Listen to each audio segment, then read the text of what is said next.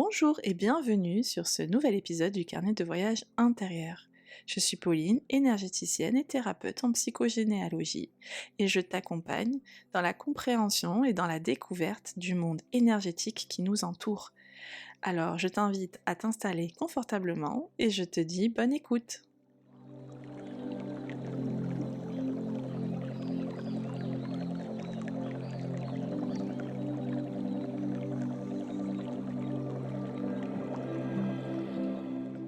Hello hello, j'espère que tu vas bien. Me revoici après 2 semaines d'absence. J'avoue que j'ai pris quelques jours de repos, enfin repos entre guillemets puisque c'était les vacances scolaires, donc j'ai quand même travaillé pour les podcasts qui arrivent les semaines précédentes, mais le rythme était moins intense et j'aimerais dans cet épisode rebondir un petit peu sur le dernier épisode où j'avais dit que pourquoi on avait parlé du fait de pourquoi on n'arrive pas à couper les liens invisibles.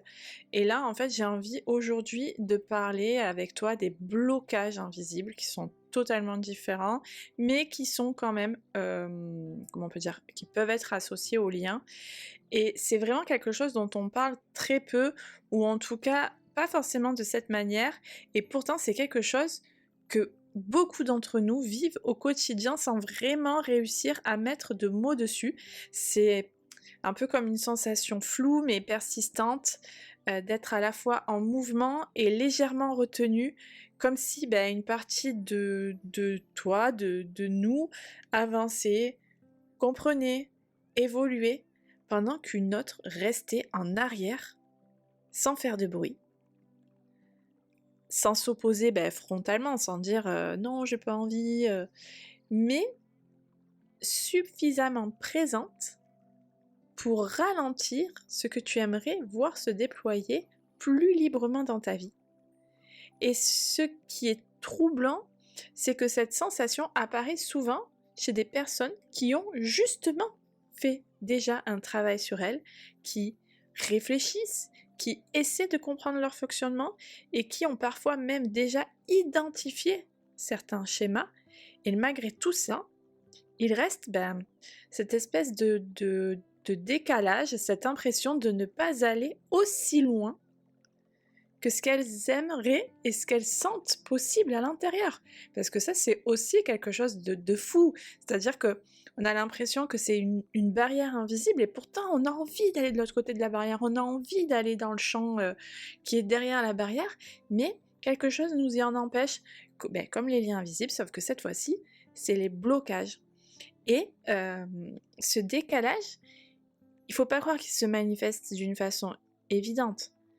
C'est pas clair, c'est pas une peur massive qui te paralyse complètement. Là, on sait l'analyser. Là, les blocages invisibles, c'est beaucoup plus subtil que ça. Ça s'insinue dans des moments très ordinaires de la vie, des moments presque anodins, un peu comme... c'est souvent peut-être dans des moments où c'est un instant où tu es sur le point de faire quelque chose qui compte pour toi, quelque chose qui est juste, qui est aligné, et qui peut paraître simple en apparence, et où, au dernier moment, il y a une micro-hésitation, un léger recul, une pensée là, une pensée qui passe comme ça dans ton esprit, et cette espèce de sensation là qui te fait ralentir.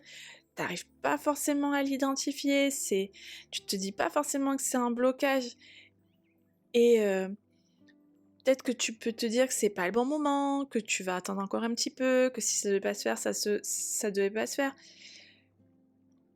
et que tu as besoin de réfléchir davantage. Mais avec un peu de recul, tu peux commencer à voir que ces moments se répètent, qu'ils apparaissent à différents endroits de ta vie, sous formes différentes peut-être, mais toujours avec une même, comment on peut dire, avec une même texture intérieure en fait. Et si on peut donner un exemple très simple, beaucoup de personnes peuvent se reconnaître là-dedans, c'est le fait d'écrire par exemple un message qui est important. Dans notre esprit, là, de suite, on le voit, le message, on sait déjà ce qu'on veut écrire, c'est pas forcément un truc dramatique ou en colère ou quelque chose, hein, mais un message dans lequel tu es un peu plus toi-même, donc un peu plus vrai, tu dis ce que tu ressens, tu dis quelque chose de profond pour toi, et bien au moment de l'envoyer, il se passe quelque chose de presque imperceptible. Comme une légère tension dans ton corps, une pensée qui te fait douter. Et tu commences à modifier les phrases, à tourner à faire de différentes tournures de phrases, puis à une autre, et tu te dis que tu vas peut-être attendre encore un petit peu. Est-ce que c'était le bon moment? Est-ce que c'était sur le coup de la sensation? Est-ce que je ferais pas mieux d'y revenir plus tard? Et au final, combien de messages on n'a pas envoyés? Et ce qui est intéressant, ce n'est pas forcément le message en lui-même. C'est ce moment précis où l'élan s'est arrêté. Ce moment où quelque chose en toi a choisi de ne pas aller jusqu'au bout. Et ce moment, on peut le retrouver dans les relations, dans plein de domaines, mais d'une manière beaucoup plus subtile encore, parce que il ne s'agit pas forcément des grandes décisions ou des situations évidentes. Mais, comment on peut dire ça, de micro-ajustements, je ne sais pas si ça se dit, mais de micro-ajustements constants sur notre vie quotidienne. Comme le fait de ne pas dire exactement ce que tu ressens, de moduler tes mots, de t'adapter légèrement pour éviter un inconfort, ou au contraire de rester dans une relation vraiment où tu sens que quelque chose n'est pas complètement aligné, mais sans réussir à t'en détacher. Comme si une partie de toi préférait rester dans quelque chose de connu, même imparfait, plutôt que de s'aventurer vers quelque chose de plus incertain.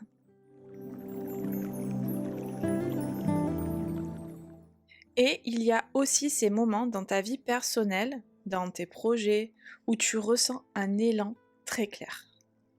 Parce qu'en fait, il est évident ce moment, où tu sais ce que tu veux faire. Tu sens que c'est le bon moment, que c'est juste, que c'est ton moment en fait, que c'est là, il faut se lancer. Et pourtant, cet élan ne se traduit pas complètement dans l'action, ou alors il se dilue rapidement, il perd de l'intensité et tu te retrouves encore une fois à remettre plus tard, à te dire que tu y reviendras, que peut-être que demain ça sera mieux, et peut-être que tu as même besoin de réfléchir encore un peu, que c'est pas forcément mûr comme projet, que t'es pas sûr, enfin, tu vas forcément te trouver une excuse. Et là, tu vas te dire, c'est pas une absence d'envie, c'est pas un manque de capacité. Mais en fait, on peut presque dire que c'est une forme de régulation intérieure, comme si quelque chose venait freiner légèrement le mouvement à un moment précis où tu pourrais vraiment le réaliser. Et ça, encore une fois, ce sont les blocages invisibles. D'ailleurs, ça me fait penser à une personne que j'ai côtoyée il y a quelques années. C'était une personne qui avait tout le temps, des envies, c'est-à-dire qu'elle avait envie de publier du contenu, de lancer des projets, de partager des choses qui lui ressemblaient profondément, tout ça. Il y avait tout le temps plein de trucs qui tournaient autour de cette personne, mais il y avait toujours systématiquement cette phase où elle commençait à douter. Elle revoyait tous les détails, elle se disait que c'était pas assez abouti, que ça allait pas Et au début, je pense qu'elle a pensé qu'elle était juste perfectionniste, comme beaucoup d'entre nous le sommes, mais en prenant du recul, elle a réalisé que ce moment apparaissait toujours avant le moment, la fin, quoi, le point culminant de son projet. Et c'est juste le fait de le mettre en avant, de le montrer, de finaliser son projet, qui l'a bloqué. Et ce n'était pas tant une recherche de qualité, mais presque une manière inconsciente de retarder quelque chose qui, pour une part d'elle, restait associé à un inconfort ancien. Et c'est exactement là que ces blocages prennent toute leur dimension, parce que qu'ils ne présentent jamais, ils se présentent jamais comme des obstacles clairs. Ils se glissent dans des zones tout à fait normales, qui nous semblent logiques, justifiées. Et c'est là qu'est la difficulté de les identifier, parce qu'ils ne disent jamais « je t'empêche ». Ils disent plutôt « attends encore un peu, sois prudent, c'est peut-être pas le bon moment ». Et à force de suivre ces micro-signaux, tu peux avoir l'impression d'être cohérent, réfléchi, alors qu'en réalité, il y a une partie de toi qui continue de fonctionner avec des repères anciens, des associations, et qui sont plus du tout adaptées à ta vie actuelle, à ta réalité même actuelle. Et si forcément à ce moment-là, tu ajoutes une fatigue particulière que beaucoup de personnes ressentent sans jamais savoir d'où elle vient, tu sais, cette petite fatigue-là qui ne correspond pas vraiment à ce qu'elles font concrètement de leur journée, mais qui est là malgré tout, comme une espèce de petite lourdeur légère, mais constante, alors tu peux commencer à voir apparaître un autre niveau de compréhension, parce que cette fatigue, elle peut être liée à ce tiraillement intérieur, à ce dialogue en fait permanent entre différentes parts de toi qui ne vont pas exactement dans la même direction. Une part qui pousse, qui veut avancer, qui ressent l'élan, et une autre qui freine, qui ajuste et qui maintient quelque chose qui est en place. Et ça, on en avait déjà parlé dans les podcasts précédents.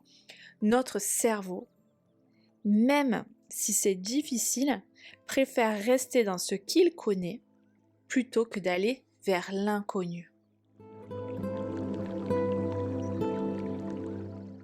Tenir cet équilibre, même inconscient, demande énormément d'énergie, parce que c'est comme avancer avec un léger frein, pas suffisamment fort pour t'arrêter, mais suffisamment présent pour ralentir ton mouvement et créer cette sensation de ne pas avancer comme tu le voudrais vraiment. Et dans ces moments-là, la question n'est plus « qu'est-ce qui ne va pas chez moi ?», mais plutôt « qu'est-ce qui en moi essaye encore de me protéger ?» Parce que ces blocages invisibles ne sont pas des erreurs, ils sont des mécanismes qui ont un sens, qui sont construits à partir d'expériences réelles, de ressentis et des moments où tu as appris. Alors parfois ça peut arriver très tôt, c'est des choses qui sont arrivées très tôt dans notre vie, et très vite on a compris que certaines choses pouvaient être inconfortables, risquées, ou même difficiles à vivre. Et c'est ton système qui a intégré ces infos, qui essaie de t'éviter de les revivre. Et même ça peut être aussi donné par notre éducation, selon les phrases qu'on a entendues, selon ce qu'on a vécu. Ça, ce sont des blocages qui nous ont été aussi donnés. C'est-à-dire que, par exemple, si quelqu'un dans notre famille a très peur de l'eau, tu peux avoir très peur de l'eau. Voilà, ça c'est indéniable, parce que la personne, même sans le vouloir, t'a donné ta peur de l'eau et tu sais pas trop pourquoi, comment. Ça, ce sont des blocages invisibles, c'est-à-dire que tu as l'impression d'avoir peur de l'eau alors que c'est une peur qui ne t'appartient pas. Donc ça c'est encore très très profond. Et en tant que ces mécanismes, tant que ces mécanismes, restent totalement invisibles, ils continuent d'agir en fait. Doucement, en arrière-plan, pas forcément, ils te veulent pas du mal, hein. Mais ils influencent tes choix, tes réactions, tes élans, sans que tu en aies conscience en fait, parce qu'ils font vraiment partie de toi. C'est pas une crise en fait, c'est quelque chose qui est à l'intérieur de toi. Et c'est précisément pour ça que de mettre la lumière dessus, c'est pas dès que je sais ce que j'ai, ça va disparaître. Non, mais c'est pour les comprendre, pour que en fait on puisse les apprivoiser. Et là, ça commence déjà à changer beaucoup de choses parce que ce qui est vu, forcément commence à perdre de l'intensité, perdre de l'automatisme. Et ce qui est reconnu n'a plus besoin de se répéter en fait. Parce que si tu as compris pourquoi ton corps bloque et pourquoi tu n'arrives pas à faire certaines choses, il n'y a pas de raison que ça se répète après. Au contraire.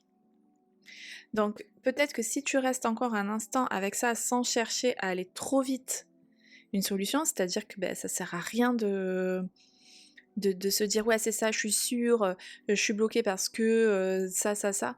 Non, en fait, laisse-toi le temps. Tu ne peux pas tout changer tout de suite, même si ce blocage t'empêche là tout de suite de faire quelque chose. T'as envie de monter ta boîte, tu connais quelqu'un qui a échoué, ton corps il a assimilé ça, comme ça, ton esprit a assimilé ça, ça va pas fonctionner et tout. Non, laisse-toi le temps. Apprends, regarde tes micro-hésitations, fais des petits ajustements, arrête-toi sur les instants où tu pourrais aller plus loin, mais pourquoi tu t'arrêtes? Et hop, tu avances encore un petit peu, et dépasse petit à petit tes propres barrières. Ne les franchis pas, ne leur mets pas un coup de pied.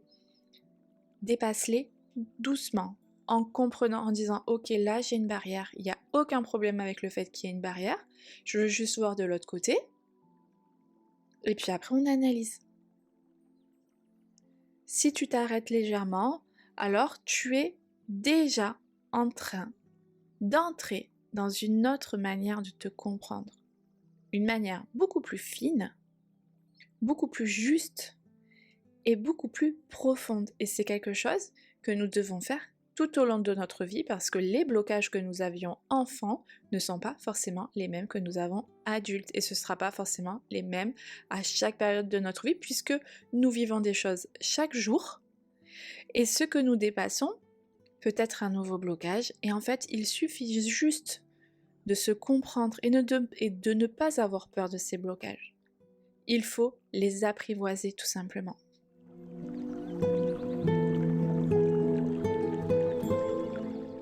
Merci beaucoup de m'avoir écouté, c'est un sujet qui me passionne, j'adore tout ce qui est lien invisible, blocage invisible, je trouve ça tellement passionnant parce qu'ils peuvent venir de notre vie, ils peuvent venir de nos ancêtres, ils peuvent venir de tellement de facteurs que c'est passionnant de les comprendre, de les dompter et d'avancer, je trouve ça tellement gratifiant, j'espère que cet épisode t'aura plu, que si c'est le cas, je t'invite à t'abonner, à le partager, et moi je te dis à très vite pour un nouvel épisode du carnet de voyage intérieur.